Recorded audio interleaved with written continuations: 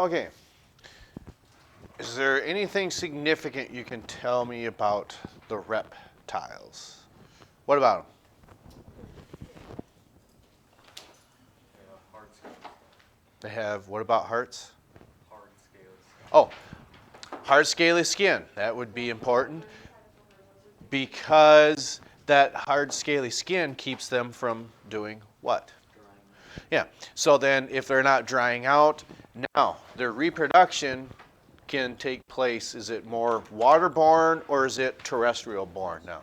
Yeah, it's on land, so it's terrestrial, unlike their amphibian counterparts. Then, as we move past that, the tough scaly skin with reptiles also have a better respiratory system, a better circulatory system, and what else would they utilize for food gathering? Claws and teeth, unlike that of the amphibians. When we get past the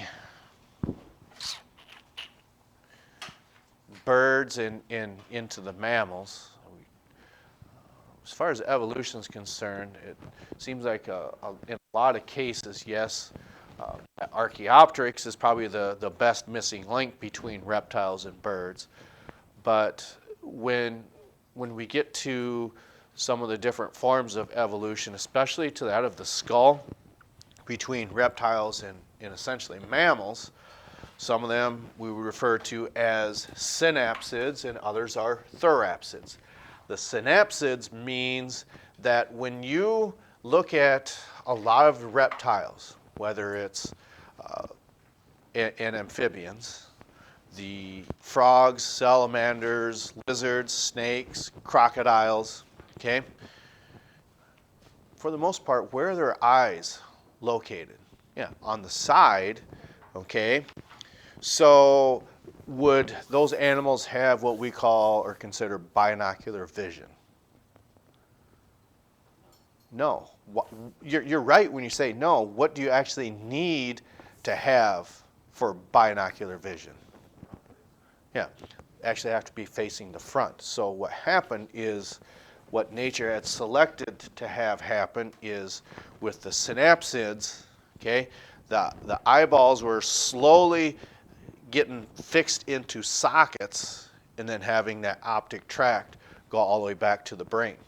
Then we talk about therapsids, then the limbs are getting more so directly underneath them. That's quite a ways out yet, but what about food gathering for the common reptile? Not turtles, not crocodiles, caimans, or alligators.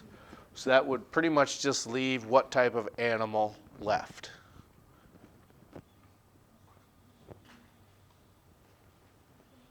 Snake. Right. And we're going to start moving towards the 4 families of snakes. Okay? Because if we're talking about the order Sauria, that's not snakes, that's actually lizards. Then when we refer to the serpents or Serpentae, that's the order for snakes. But what phylum are we in? What phylum are we? Which one? That's the class. Reptilia is the class. What phylum are we in?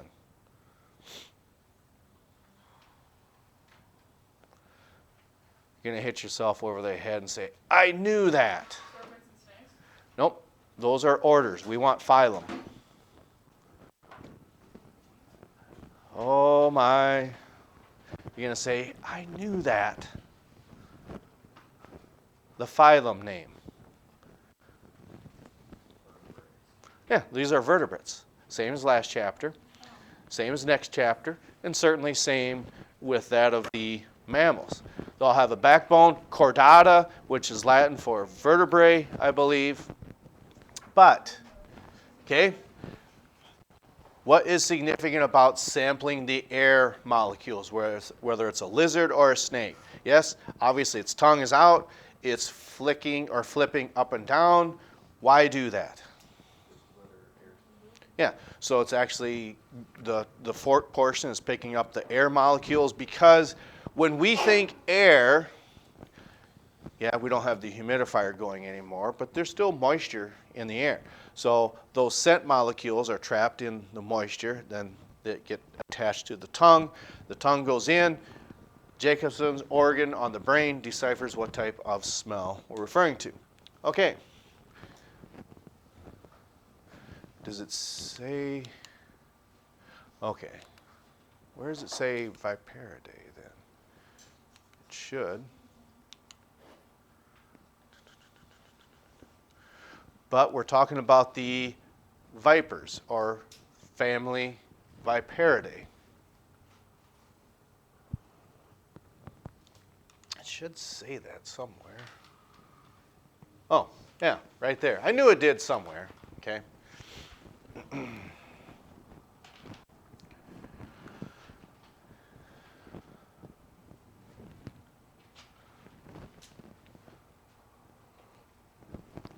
So it says several species of rattlesnakes. That's a very vague term, because a better one, you could say, is, if you want to be more specific, is where it's located in the U.S. When you say rattlesnake, yeah, I understand you're not wrong, but a better way to say that would be a diamondback, because you have eastern and western diamondbacks. So probably what would have happened, now again, this is just a speculation. When you think of eastern and western, there's got to be some sort of separation in the U.S. that would cause snakes to look this way, and be referred to as the eastern diamondbacks, as opposed to western diamondbacks. So what would possibly separate? You might think it's the Rocky Mountains, and I suppose you could say you're not wrong, but we've got diamondbacks in South Dakota too. So therefore, it's not the Rocky Mountains. What might be another separation in the U.S.? Yeah, the Mississippi River, which might explain why you've got eastern and western diamondbacks. You could also have different subspecies of western diamondbacks, even on the western side of the U.S. Okay, and I believe they had mentioned that in that venom video.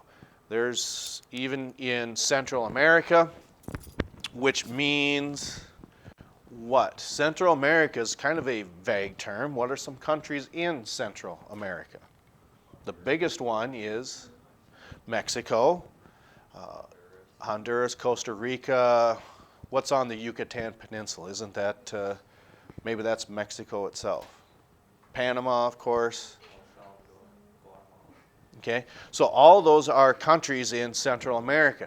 There's a specific species of snakes that probably evolved 3 different times, even in the same area, because of different geographical separations. So even when it comes to the western diamondback, what you might find in South Dakota might be totally different than what you find in Arizona and California. So pits are packed with free nerve endings. Very, very sensitive to heat signatures, if you want to call it that. The reason that's significant is that's why you call them pit vipers, because in those heat-sensing pits, you have these free nerve endings, okay? And since they're sensitive to radiant energy, it doesn't matter when they are hunting. They don't need to see to actually encounter their prey. So sight is not a factor in their predation. So it must be what 2 then? If it's not sight, what are 2 senses that they're actually can use? Okay, smell's 1. And that would be tied with their smell because it goes through their mouth. You're not wrong. Yeah, these heat sensing pits that these snakes have. Do all of them have that? Do all snakes have heat sensing pits? No. It's just unique to a lot of just the pit vipers then.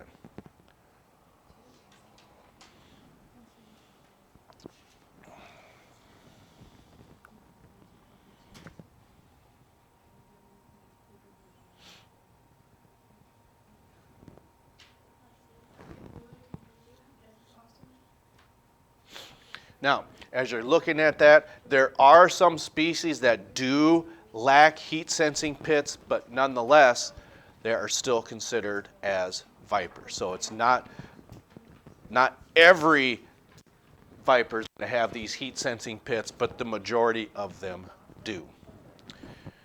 Okay.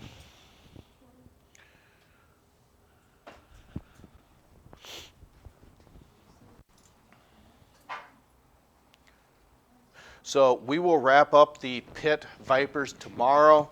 We'll move on to the elapids. As we're looking forward, okay, we should be able to wrap this chapter up fairly easily on Wednesday or the 2nd, because as we look at this, we are on slide 19, so there's just a little bit of content left. You have a vocabulary evaluation on Thursday. And if I'm not mistaken, those papers are due, it's either Wednesday or Thursday. Thursday. Are you just saying that? I have it written on my worksheet. Okay, so Thursday. I thought it was 3-3, but I thought maybe I put it as 3-2. So Thursday. All right. So the rest of the time then is yours. We'll catch up to you next time.